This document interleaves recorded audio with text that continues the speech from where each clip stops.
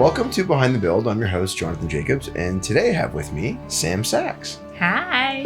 Sam Sachs is the owner and sole principal and founder of Sam Sachs Design.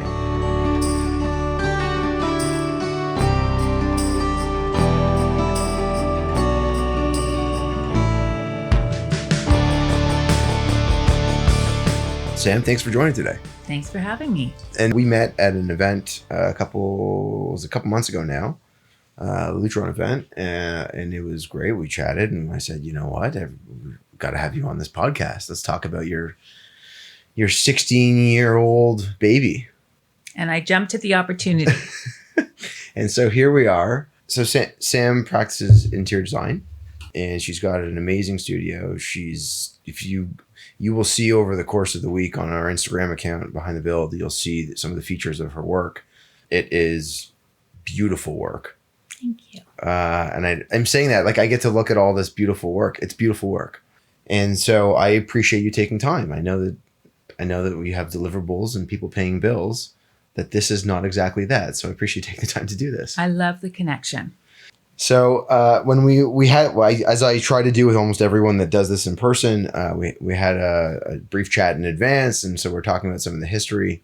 And we talked only about the beginning of your professional career. We didn't talk about anything else, early inspirations in your career. So I'm curious, at what stage of your life did you find that you were the creative person and not the, what do I call it? Like the rigid scientist? I think that was apparent really early on. I don't think anyone confused me for the rigid scientist. I think that I am an artist and I was always an artist. Yeah. And design is my medium right now. And that's sort of how I feel about it. So interesting. For a long time it was writing, and I thought there was no way I could exist if I wasn't writing. Like that's how it was like breathing. And then it was, and I always dabbled in a little bit of painting. Okay. And design was just like, if you're an artist and you've got some mouths to feed, which I do, you're always looking for a way to commodify that art. Yeah. So design has been a really phenomenal way for me to do that. Interesting.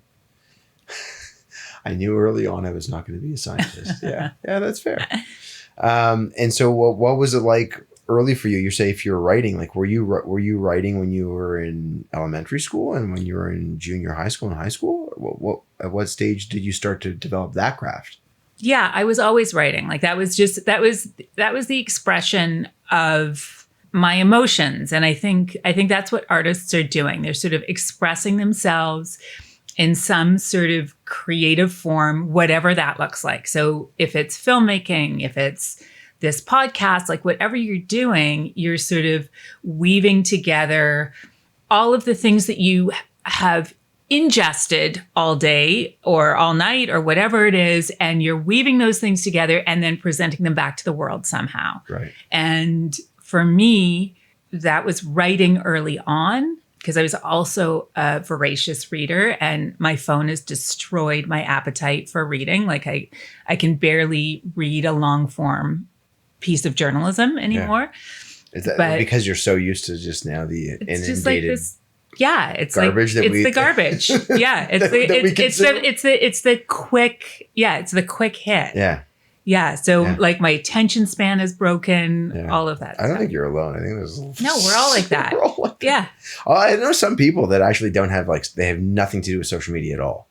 And I have a strong admiration for them, but it is not the way that we're going to be able to find ways to make money in this business. I know.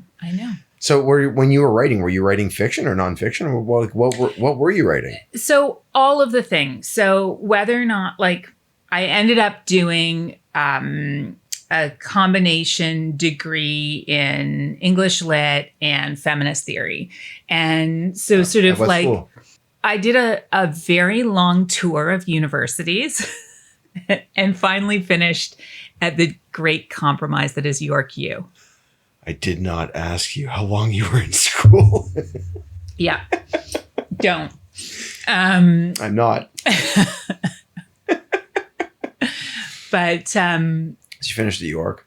Okay. I finished at York, and yeah, I was like hugely political, and so I was writing about what I felt about. Like I was writing, and I was also writing lots of fiction, and that's where I thought I was going to end up. I thought I was going to be a great novelist. Okay. And here I am. Yeah. Here you are. Here I am. But you're also, I mean, you're talking about how you collect things and you kind of output it and you ingest it and output it. But there is a form of writing that goes into your ability to extract in what you do, and then to be able to provide, you're essentially creating picture books that are people's lives they get to experience. There's a strong connection to that. I think that, I'm telling the story of somebody's life. That's what I'm doing. So I'm getting to know them. Yeah. I'm learning about them, and then I'm taking everything I want to know, who likes to play the piano, and if people if they snuggle on the couch, and when they snuggle, does that include the dog? And I'm really, really trying to figure out who my clients are and what makes them tick, and then take everything that they're excited about visually, like all of their sort of design inspiration, and I'm trying to spit back at them the coolest possible version of themselves. So when they look at this new story that I've told of them, which is what this new home is supposed to be, it's them in this space that is inspiring to them and reflects back the coolest pieces of them. That's what I'm trying to do. Mm-hmm. I'm taking a moment to like analyze what that looks like, because then I think about some of the designs that I've seen that you've created, and I can see how people would probably walk in and be like, oh, she got it. I didn't know that I was like this, but she got where I wanted to be. Yeah, like you obviously love your guitars. That's part of. So I would want that. Like I just want whatever it is. Like maybe somebody's like, they really fancy themselves a little bit of an English gentleman, but they haven't really gone there fully. Like they haven't been able to fully realize that version of themselves. Like I want to double down on that. Okay. All right. Well, I want to go. We'll go deeper into all of this. I still want to get to that stage where we get to where we are now. And you told me over lunch this is such an interesting story about how you evolved into doing what you're doing now and where you landed when you were 26. So out of school, you end up getting this job at the Canadian Press. So you're fulfilling this need for writing. So I've basically got like a combination of full-time jobs and freelance jobs that are writing gigs that are paying the bills. Yeah. And one of those was at House and Home, which is like Canada's leading design magazine. And I end up writing for them for about 10 years and finally wind up as a features editor. And at this point, I've interviewed like every one of my design icons, like everyone in Canada and the US and beyond, who I'm just like freaking out over. And I have I'm also a major consumer of design. So I had like just the most voracious appetite for I could tell you, I couldn't tell you a lot of things, but I can tell you what Sarah Jessica Parker's Montauk dining room looks like exactly, and which light fixture she has over her dining room table in 2008. Like I could tell you that right now. Peak Jessica Parker. Mm-hmm. Anyway, so I obsessed with all things design. I'm writing about it. I've just heard endlessly what works, what doesn't, what every major design brain wishes they'd done differently. And it's 2008, and I end up hanging a shingle out, which is like the craziest thing to do, because 2008 was also peak recession. Yes. Like that was when the housing market went belly up. Yeah. And I just hung out a shingle and I sent an email around to like everybody on my contact list that said like, I'm cheap, basically. And I didn't stop working. And that was that was in design, or that was in writing? That was in design. In design. Yeah. I was just like, I can do this. Like, I've talked to pretty much everyone. I know, like, I was sitting with all the editors. I could see what was making it into the magazines, what wasn't, what made something stand out. Interesting. And that all of that that all happened in line with and after you had done this other role with Canadian Press, which was like completely outside of design. So you've kind of like, you're like, okay, you know what? I think I'm done with writing and the expression of writing. I'm gonna go see how this works. Was that like kind of the mentality? You're like, you gonna try this? It was basically, okay, so I need to pay the bills. Yeah. How am I going to pay these bills? Mm-hmm. Am I going to pay them as a writer? It's 2008. Every magazine has axed their staff. There's 1 zillion freelancers out there.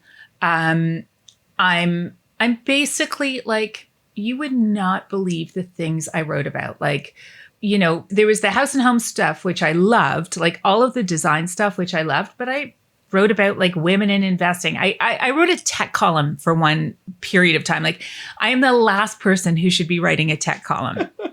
That's kind of the nature of journalism, is you're sort of immersed in that thing while you're writing it, and then you purge it so that you could put some more information in. But yeah, it was just, I was like, okay, I don't think I want, there's a lot of great writers in the city right now. And by this point, it's across the country.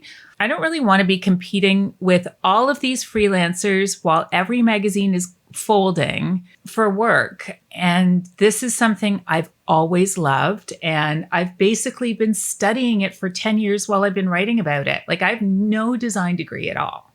I just to preface all of this, to anyone that is listening to this to understand. So in 2008, you do not have Instagram. You were on the brink of the start of Facebook. That's like the hot social medium. You do not have TikTok, obviously. You don't have any of the mediums that we have nowadays. So to be able to be recognized in some way was through print medium, largely, or websites of the individual companies. So there was no like conglomerated space, that's not even a word, but we'll go with it. There was no central hub for acquiring information like this. Completely. Yeah. You're just sort of out in the world. Yeah. And so the idea of being able to utilize all those contacts and then come forward and try to, you know, piece this now together is a hard thing to do, but also a very interesting thing to go ahead and take on, because at that point, I feel like as much as you have to lose, you don't have a whole lot to lose. You're changing. It's funny. Like, it felt really natural at the time. It's funny you positioning it like that, because I remember talking to my mom about it, and she was like, "Who do you think you are?" Like that. But it didn't feel ballsy. Like, it felt like a really natural progression. I believe like it. I'm like, but it kind of is like, you're fully immersed. You've been doing nothing for 10 years but write about design. You've talked to everyone. At this point, I'd been a full staff features editor. Like, you kind of know what's out there, and you know what's, and the only thing I didn't know how to do was draw. Oh, interesting. But you could write about drawing. But I could write about drawing. Boy, could I write about drawing. But I didn't, I was just like, I can do this. I feel like that's a requirement that you don't entirely need if you can bring in the right people. Well, the other thing is, so for a really long time, I still have terrible imposter syndrome, but I had big time imposter syndrome because I hadn't been to school, right? And so, and there was a lot of discussion back then about who could call themselves a designer and who had to call themselves a decorator.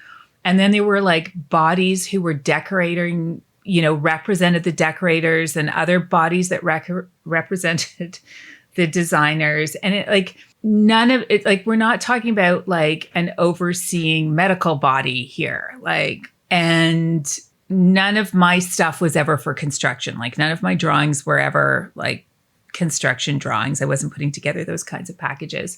But what I did learn afterwards was that, or sort of along the way, I'm going to say, so what I learned a little later on in my practice, once I started hiring people, really, was that while all of those technical drawing skills are enormously important, and I did end up teaching myself SketchUp.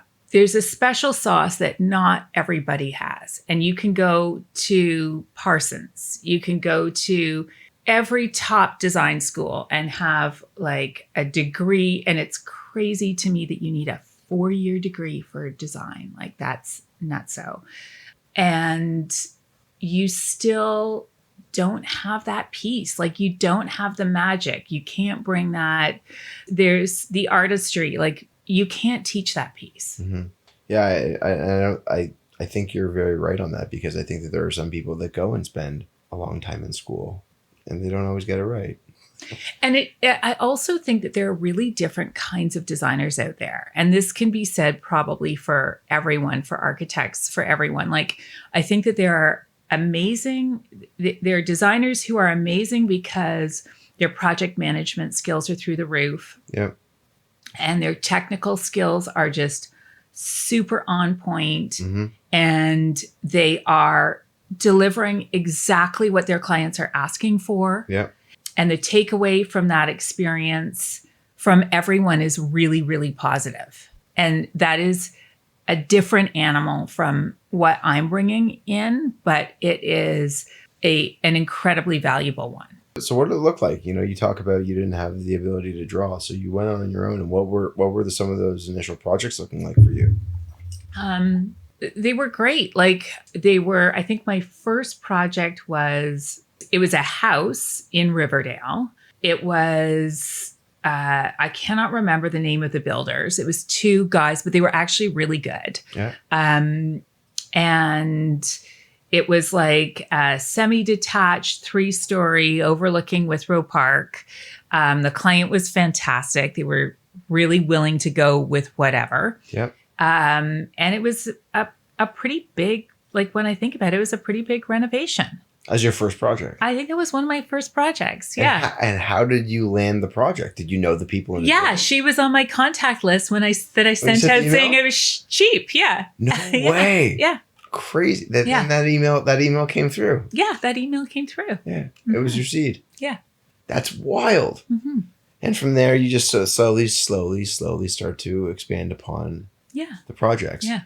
And so when you get into that, what did it look like for you as you were working on the designs? If you didn't know how to draw, like what was the design package looking like? Oh, there was no design package. Wait, there was a lot of graph paper. Okay. A lot of graph paper. Okay. Like an RCP was on graph paper. It was, okay. Yeah.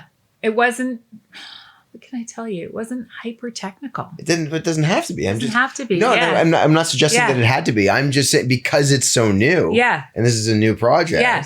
Like yeah.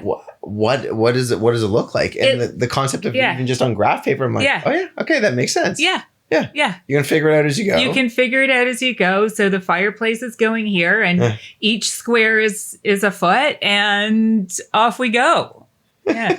I love it. Mm-hmm. And what about when you were like, were you also involved in the selection of all the materials? Always. Yeah. Yeah. So were you going with the client back then? Back then I was going with the client. Okay. I try not to do that now. Yes. But back then I was going with the client. Yeah, I would assume that would evolve over time. Mm-hmm. Mm-hmm. Okay. And at what stage and how many projects in were you when you realized that you needed assistance with your practice? A long way in. Okay. So the other thing about this story is I had 3 really young kids. Right. So, and my husband was in film and was traveling enormously at the time. So he would be gone for like tough. Weeks on end. Yeah. And my kids were like, 6 months, 2 years, and 4 years. So I was really trying to work this in around, like, as they grew, I had more time to devote for it. And it was so good for me. And I should... interesting. You say it's so good for you. Yeah, it was so good for me because I was driving my own ship. I could work in the evenings. I was always in, and I'm doing finger quotes right now, but I was always in a quote meeting at 3:30. And that's because I was at the schoolyard picking up my kids. Yeah. So it was, and then as they got a little bit older, I could, pick up that work at 4:30 and then, stop around 6 and get dinner. Like it was really, really good because it grew with me and it grew with them. And to go back to where we started with this, which is like why hang out my shingle in 2008 in that crazy time, it was partly because my kids were so young. Right. Yeah. It's interesting as you say that because like I've spoken to a few people and they've all talked about how that stage of career, having young children and then focusing on what you're trying to develop as your practice, that it was actually the opposite. It was so hard. Oh, it was hard. Yeah, it wasn't easy. It was hard. Yeah. It was hard. And it was, it wasn't easy at all, but I couldn't have my husband gone. Yeah. And I didn't want to have my husband gone and the kids in daycare. Like, I just didn't want that. I wanted to be home. I wanted to be home when they got home from school. Yeah. I wanted that. So as they got older and what they just wanted was like a warm body when they got home from school. Yeah. Then I could be that, but still be working. Interesting how I keep saying this word. Interesting. It's interesting. Mm-hmm. Interesting. COVID changed that for the next generation, right? Yeah. It made people go back to that level of appreciation for family. Yeah. And the requirement and necessity to have balance, which had been lost for many, many years. Yeah. So you're around for your children and they're all now older. You were telling me that your son is now incredible on guitar, but we're progressing too much there. So how many years after that? So like, is it 5 years, 10 years later that you're into your practice that you say, I need help? Or do you, and what do you need help with? So what did you realize was your first gap? So I definitely fall into the category of entrepreneurs who think that they can do all the things themselves and that they're best at all the things. But I realized at a certain point, I started getting people applying for jobs. And I was like, I'm not hiring, but okay, sure, I'll take you on part-time. And I think I took my first part-time person on around 2017 kind of thing, 2018. So like a ways into it, like 10 years into it, right? And she was great. And I just realized like, oh my gosh, I don't have to do all the things. And also because there'd been no formality to me. Like I'd had I barely had a desk job ever. So like all this stuff was in my head. And in fact, at that point, my office, so I never sit at a desk ever, ever, ever. I'm always in a chair on a sofa. And my office was in the section of my house where it's just a sofa.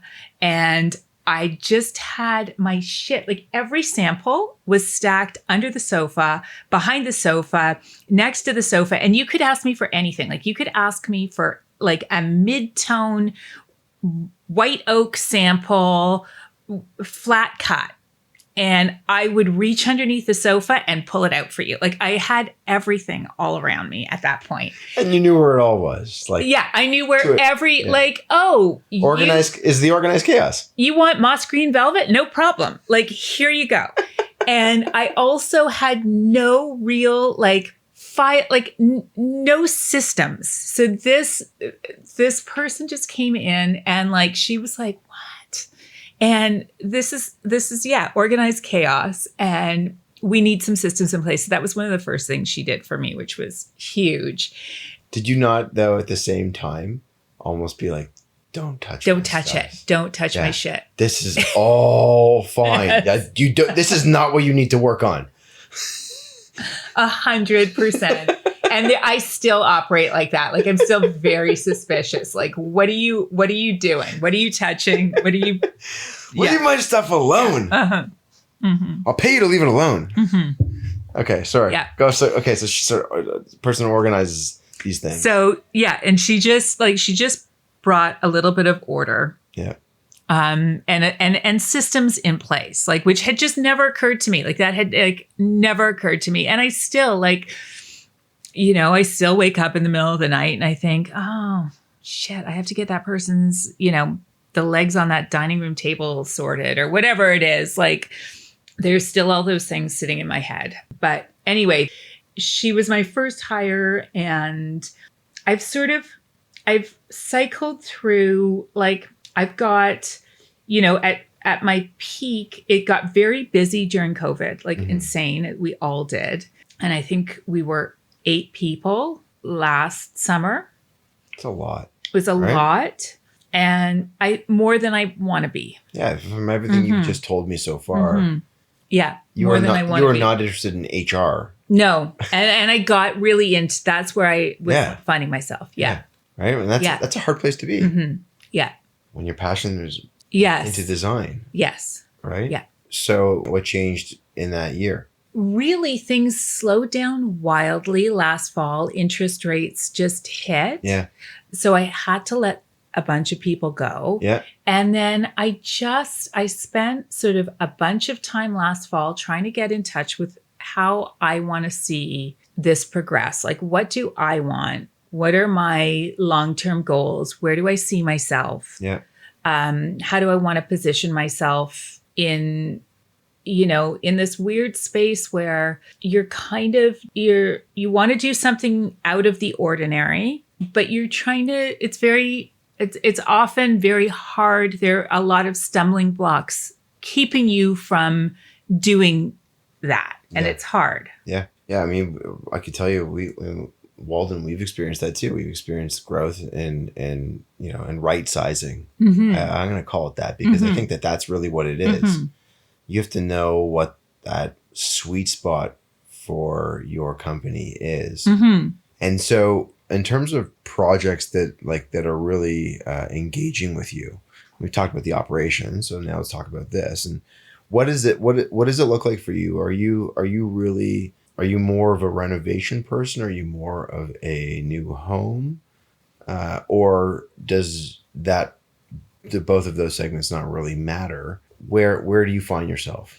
Those things don't matter. Okay. They don't. I love soulful design. And I find with a new build, an amazing architect can bring history into something new. And then I can bring it into the interior.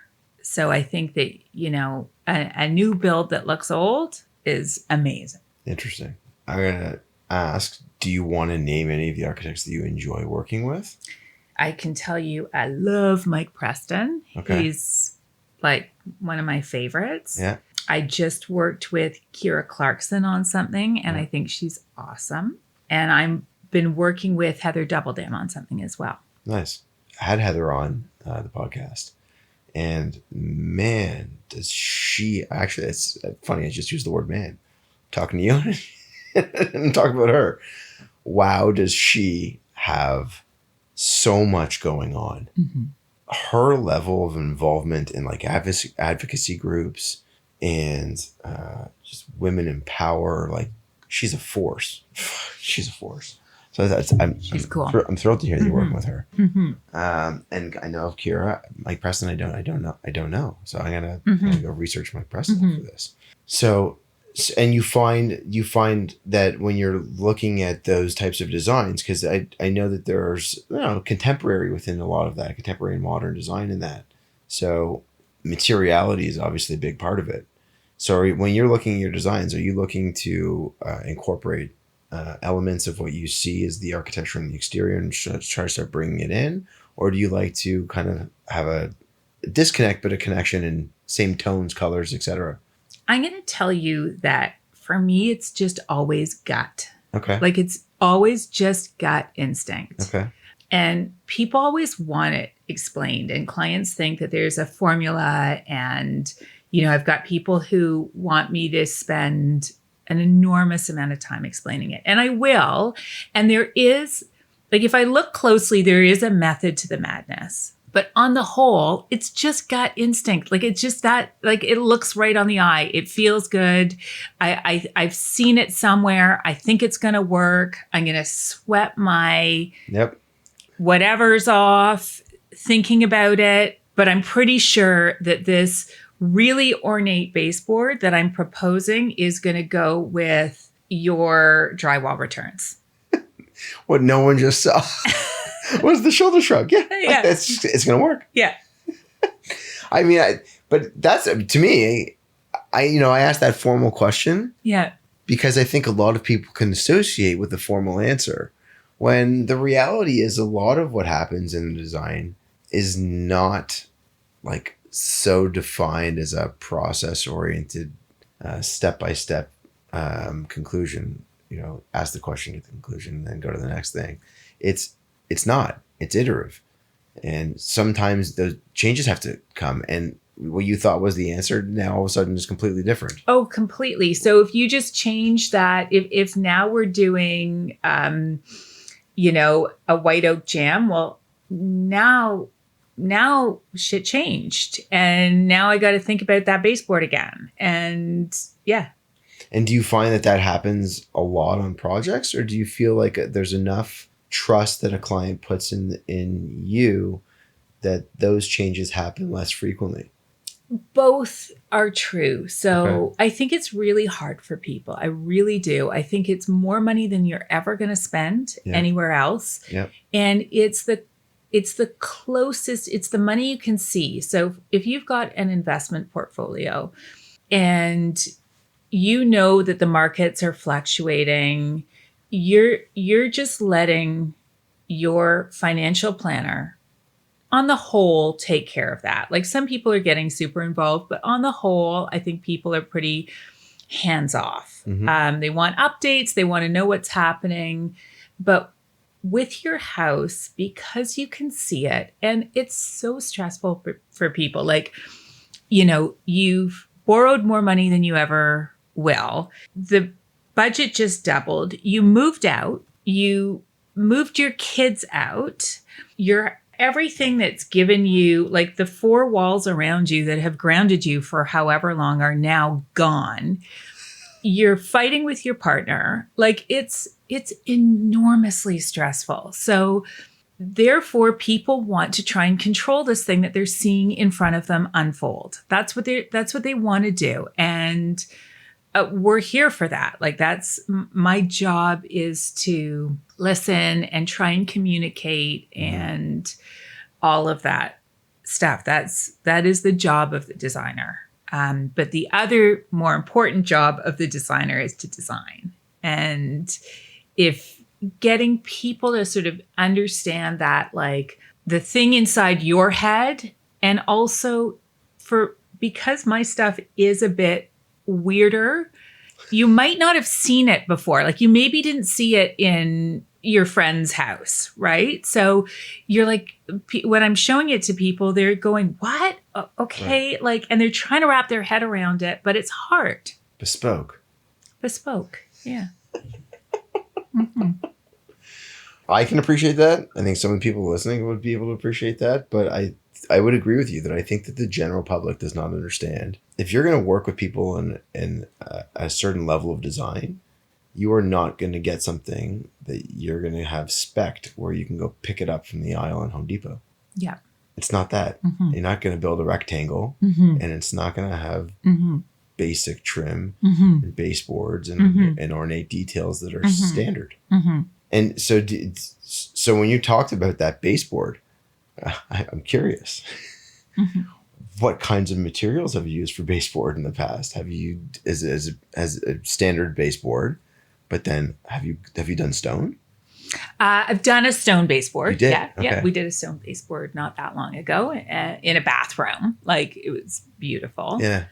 But it looked gorgeous. And what have been some of the, in your mind over these years, what have been like some of the really engaging, exciting design details that you feel you've come up with? I know that that's a relatively on the spot type of question, but are there certain things you can think of that, like, where you look back and you're like, that was probably one of the coolest things we've ever done? Yeah, there was a scalloped ceiling in a project that ended up in House Beautiful maybe 18 months ago, I want to say. Okay. And that client was so much fun. Like, she was just excited about design. She was really, really excited. And we were just on the same page for all the things. And in the wildest way, like, she would, I would send her something. And in fact, this happened the other day. It was my second project with her. Okay. The one with that scallop ceiling. But it was like a Catalan ceiling, like that you see in the Spanish colonial homes.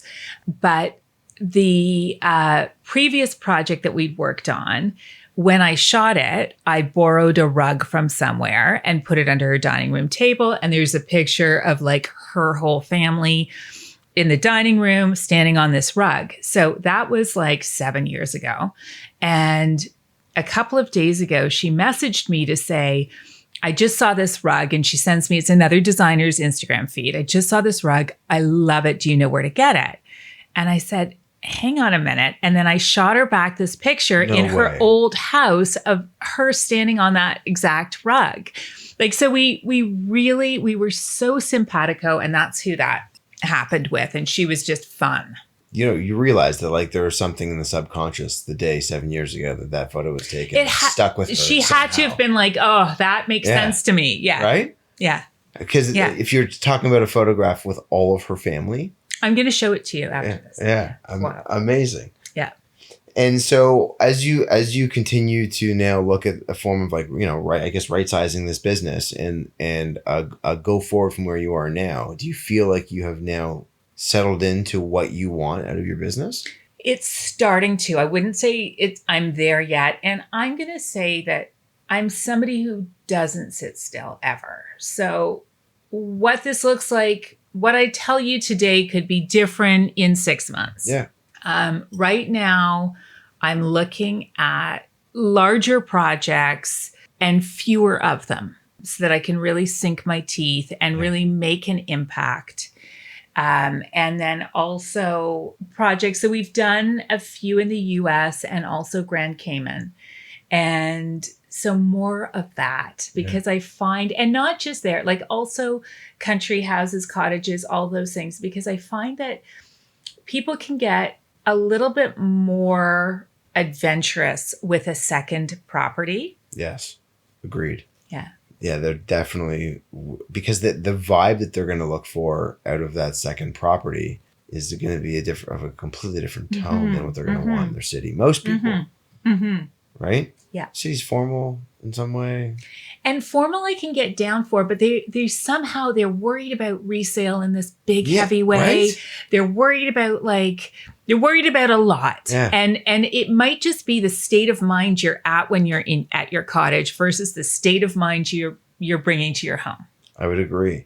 And do you feel like you've got any of those projects on the horizon? Are you looking at any now? What do I have that I'm really excited about right now? Like I've got a bunch that I'm really excited about right now, but I don't have any US stuff on the go right now. Okay. So it's that the exotic US. Have you like a place in like Aspen? Is that any interest or no? No, it's too cold. I was going to say. I mean, I won't turn it down. If you're calling from Aspen, I've got you. But where I really like Ojai, Santa Monica, like I'm a Cali girl. Yeah. And, I won't turn my nose up at New York City either. Or like Rye, like all those areas upstate New York that are just full of history. Yeah. The architecture translates very well to Toronto. I've seen some really beautiful stuff outside of Portland. Mm-hmm. Yes. Like some exquisite architecture out of Portland. And in Montana, I've seen some crazy cool stuff. Yeah. And I think that's the other thing is that each one of these places, like back to the whole school thing. Yeah. So part of what happened when I was writing about design is you get into the history of the architecture of the homes. And then you begin to build up a foundation in architectural history. And that translates into design quite closely because there's a reason that like a toile works well in a Victorian home. People were exploring the British were exploring the spice routes. They were bringing fabrics back to England, and then they were using them in their homes. And you can say the same things about Spanish colonials in California. And so understanding the language and the history of the homes and the architecture, for me, is the foundation of the design. And I think that that's super interesting. And I love the idea of like, we know what a Toronto house looks like. Like there's about 4 options, and that's it. You can go Edwardian, Georgian, Victorian, and then you kind of get your mid-century, and that's it. So branching out into some other design language is really interesting. Yeah, Italy. Mm-hmm. Yeah. Yeah, I have a cousin that's there now, and she's posting some mosaic tiles on the ceiling of this restaurant she was in. Like, oh my god, installing those tiny little pieces one by one. Extraordinary. Right? Yeah. Yeah, give me some of that. Yeah, and Bring also some of that. I would Here. say as a builder, probably you could speak to how irritating all the R rating shit is. Like, wouldn't it be nice if you could just have like a gorgeous steel and glass door that didn't have like 2.5-inch thick mullions? Yeah. I mean, or some walls that you've got to build out of like 2x8, you know, just based on what our value needs to get, and depending on where the location is. Yeah. 2x6 walls, like just, simplify the space a little bit. I interviewed a gentleman named Lucas Mino from Santiago, Chile, and he's got like, he doesn't have to worry about some of this depending on what he's designing, you know, to your point, like the wall thicknesses don't matter quite as much. And what a world that would be to build it. Reduce so much cost on the building envelope. Oh yeah. And you can do so much more with the building. 1,000%. And the other thing that I think is really important is that things need to make sense architecturally, right? So like there's certain things that we can import really well, and other things that look weird, or it looks like you're trying to pretend that you're in, you know, a Belgian farmhouse, but you're really at Yonge and Eglinton. And it just doesn't, it's weird. So you walk out and see the Ryokan building. Exactly. It's not exactly what I'm looking for.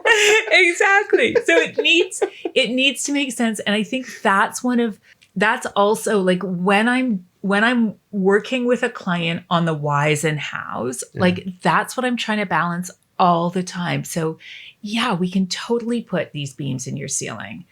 But if we do it, we have to take this other thing that you really want out. Or like terracotta floors, yes, but then we actually have to add this other thing in. And there's a method to the madness. Like there's a reason, and I can't always, like I could spend a really long time breaking it down for why, but it's easier just to let me do it. Yeah, fair. Okay, well, so we've talked about practice, talked about design inspiration, how it works. We have not talked about like you and those 3 little babies that you started with in 2008 and where they've come to now, and the traveling film husband. Yeah. So what does that end of things look like now? So how old? Not actually. Forget how old your kids. Yeah. Let's leave that alone. Okay. What are your kids' interests now? They're amazing. My kids, like I love them, which every mother will say. But what are they interested in? Okay, so, and I'm also, for years, I used to post them on, I'm not allowed to post them on social media anymore. They've banned me from putting them on. Yeah. But, okay, so my eldest is a lot like me, and he, like, do you want me to not say their ages? It's up to you. It's totally, look, I was just thinking about it from a privacy perspective, but at the same time, you can do whatever you want. Yeah. He's a lot like me, and he's a total artist, and he went into film and philosophy. Like he did a double major in film and philosophy, and now he's in wealth management. And it's so fascinating to me because he's also enormously social, and he's an incredible connector. Like he really, like when you talk to him, he's listening and he cares what you have to say. But he's an artist in his soul, and he's applying his art to something else. Like it's just, I think it's about like he's anyway, that kid's amazing. And then I have two others who are in university. So I have to keep working because it's very expensive. And your husband? And my husband's still in film. Okay. And like he's going to Columbia on Monday. I think he's going to, or on Sunday, he's going to Columbia. Like he's yeah. And what does he do in film? He's I don't know what his title now is. It's like creative something, but he basically oversees productions, but Okay. he still wants, and it's TV. Okay. But he still wants to be like, he's a true creative. So he wants to be a maker always. And so he always directs his first few of a series. He makes sure he's like in. Okay. And he wants to go to Columbia. Nice. And do you think that you'll be able to go join? We were in Columbia last year. Okay. So we were always big travelers and just like adventurers. And we did it with the kids from when they were like, we had like infants for 6 weeks in Costa Rica backpacking. Like we did all of that. So these guys have been all over the world. So you're backpacking with your children around Costa Rica. I remember being there and seeing people like yourself traveling with children through the country. And I'm just in awe. I'm like, how are they doing this? I thought I was there. So say 2007, I was in my mid 20s and I'm like, I could not imagine doing it. And then fast forward to years later and I had a friend that got married and we went to Nocera. And I had one of my closest friends come down with like his 6-month-old. And I was like, are you out of your mind? Yeah. How are you doing this? Yeah. I cannot believe you did that with 3 children. Yeah. Yeah. We did it year after year. And I think it kept me feeling like we literally, when my second was born, we actually had a white picket fence. And I was like, I can't, like, this is not at all, I cannot be this person. And that's the first time we went. And you came back, you took a sledgehammer to the fence? Yeah. No, I just was like, now I'm cooler than that. And so we went back. We didn't have any money either. And it was somewhere we could go for, several weeks. And that was the other thing about like taking this back to the beginning and opening up my own business and having these young kids is Paul, my husband, would also have like, we were both freelance essentially, right? Like we were both independent. Yeah. So we could take 6 weeks. Yeah. And that was the beauty of the whole thing. It's awesome. Mm-hmm. It really is. Mm-hmm. Well, I'm thankful. I'm thankful that you came here. I appreciate you opening up about the family, but opening up about the business. And to be honest, talking about some of the challenges that you face in business, right? I don't know that everyone really wants to always go into that. And it's really humanizing because the simple fact is that every single person that I've spoken to in some ways has experienced it, or that I'm going to speak to has experienced it. And it's a hard thing to be able to navigate. You cannot run a business without running into, it's the risk and reward, right? Yeah. You take risks, and if you're knocked down enough times, you see some reward. Well, and I appreciate the reward of getting to know you and having you on. So thank you for embarking on this little bit of a journey with me over the last little hour. And I look forward to staying in contact and seeing as you continue to spec more and more interesting, weird designs, as you dubbed it. Thanks for having me.